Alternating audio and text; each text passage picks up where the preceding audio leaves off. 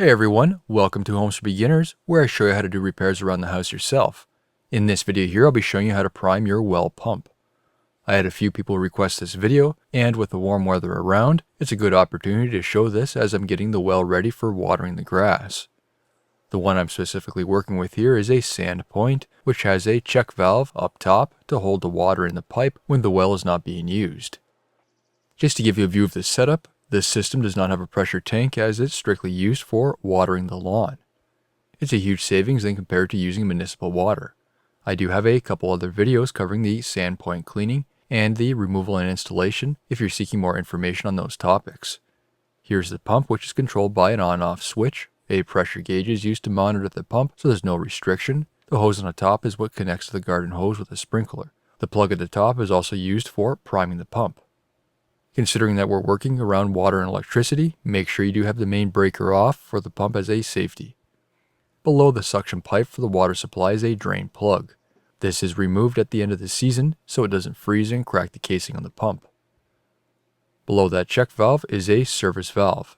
This is used to drain the well point at the end of the season, again reducing the chance of having any water freeze in the pipe. This is also used to hook up a hose for priming the pipe. It'll push any air out of the pipe and reduce the time needed for priming the system. And finally is the check valve. When the pump isn't in use, it works like a straw in a drink. When you stick your finger on the tip and pull it out of your drink, it'll keep it in place. This reduces the need of priming the system every time it's used. You'll have to excuse my handheld footage here, unfortunately there's no room for a tripod inside the well. First is tightening the drain plug if you haven't already.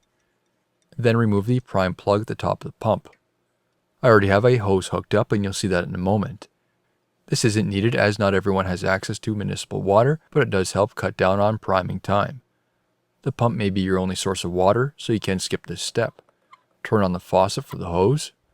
As you can see, the hose is hooked up to the service valve. Once the valve and the pipe will fill up with water, you should be able to hear air being pushed out of the pipe, and this will be forced through the check valve up through the pump. Once the air sound slows down or disappears, turn off the service valve. Turn off the faucet for the hose and disconnect the hose at the service valve. Keep that valve closed, otherwise you'll lose the prime in the pipe. Now is priming the pump. Fill the pump up with water from the top plug. The water will fill up from above the check valve to inside the pump. Water should be at the top of the hole, then install the plug and snug it up. Now turn on the pump. Unfortunately, the pump was sticking from sitting. It can form a layer of rust inside which will prevent it from spinning.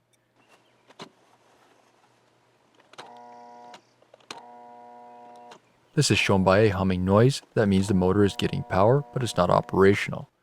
Sometimes you can turn it on and off a few times, only running it for a few second intervals. The pump should have an overload safety switch, so if it does overheat, it'll shut off or kick off a breaker. I prefer not to get to that point. I tried it a few times with no luck. I removed the cover on the rear, accessing the fan, and I was able to spin it by hand to help unstick the pump. Finally is operating the pump. Considering that it was stuck from rust buildup inside, I ran it for 30 seconds and turned it off.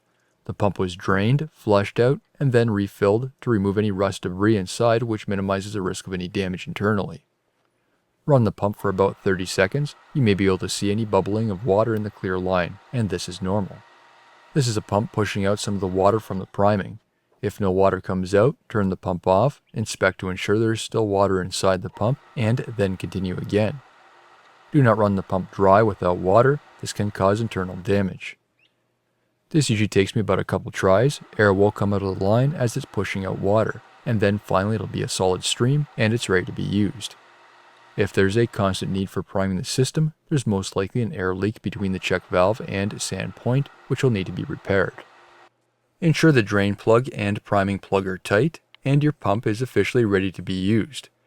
If you found this video helpful, please don't forget to give it a like and drop a comment below. Don't forget to subscribe to my channel for more home DIY videos. Thank you for watching.